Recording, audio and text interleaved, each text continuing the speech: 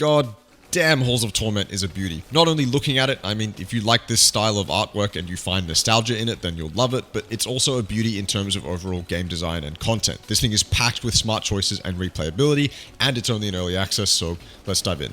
Halls of Torment is another survivor-like with less bullet hell / heaven elements than some of the others in the genre, although it does still have some bullet dodging to enjoy. Its art style is inspired by the old school Diablo, and while I haven't played any Diablo game, I have a feeling that the visuals do justice to that era, and even if they don't, I like the visual style anyway, and I think that it looks really clean. When it comes to the ultimate goal and the game modes within the game, you enter a map and the goal is to survive 30 minutes, and then fight and kill the boss that spawns at the 30-minute mark.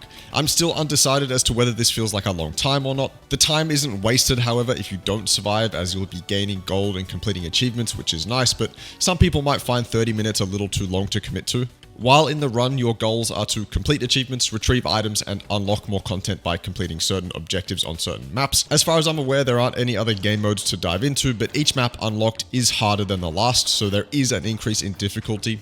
After leaving a run, you'll spend the gold you earned on permanent upgrades or items you'll have to buy after retrieving them in the run. I'm not sure if I've made this sound like a lot of stuff to do, but it adds up and there is a clear direction when choosing what goals to go for, which makes playing the game even easier. Movement in Halls of Torment has to be very precise because there's a lot of dodging and path creation required to avoid taking damage. You will need to duck and weave in between enemies and their projectiles, and luckily the movement is very precise and controlling the character feels great. This is a game that benefits from no acceleration or deceleration, at least none that I could notice, because you need to be precise. Aiming in Halls of Torment is incredibly crucial for a couple reasons.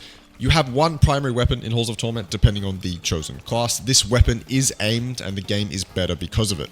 There is a small aim cone or direction your primary attacks will go in, obviously depending on where you are aiming the mouse, and this is used to carve a path through enemies or take down priority targets more easily. I love how the game needs you to be skillful to be successful. That's a rare quality in games like this, so it's a really nice touch. You also have a wide range of abilities you can unlock and choose from. These will all activate automatically with a variety of different effects. Some aimed, some not aimed, and they'll help out with AoE, crowd control, etc. Just trust me when I say that the movement and aiming mechanics in Halls of Torment are very well made. When it comes to combat and sound design, because of the aforementioned systems, combat feels great. Each maneuver feels intentional because of the pacing of enemy spawns. Most of the time, you'll need to be quick on your feet and choose a direction to go in, or you'll get surrounded or take unnecessary damage.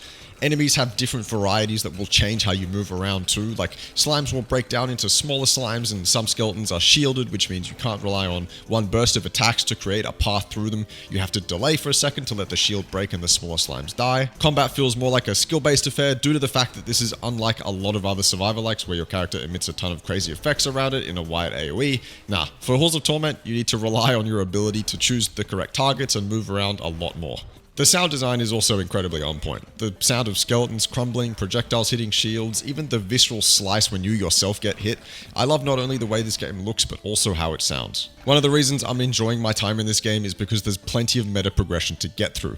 Just over 200 achievements to grind through, with more on the way as the story continues progressing, and there's more characters to progress through. You spend the gold you earn in the run and for completing achievements on permanent upgrades like damage, attack speed, and more upgrades are unlocked through completing achievements too. Also, the amount of achievements you've completed will reward you with extra XP gain while in runs, which is a really cool addition. But overall, even though it's in early access, there is still a lot to grind for. When it comes to the negatives, I actually just can't think of any. I've heard some people complain about the boss at the end of the 30-minute run. If you lose that fight, you lose the run, which I'm sure is a fair complaint considering how it's done in Vampire Survivors, but it adds an extra layer of challenge here that I'm all for, and like I said, the runs aren't a waste of time, so if you get to the boss and lose, you would have gained gold and maybe completed an achievement too. Overall though, this game is awesome. I don't quite think it's my favorite yet, but it's getting very close to topping the list for me. It's unique in its own way, it does its own unique things, and those things I think I'm quite fond of, so I can only highly recommend this one. But yeah, check it out and subscribe for more content like this. I'm doing daily shorts as well, so if you want to have a quick, less than a minute video to watch every day on something gaming related, then subscribe. And yeah, have a great day, and I'll see you later.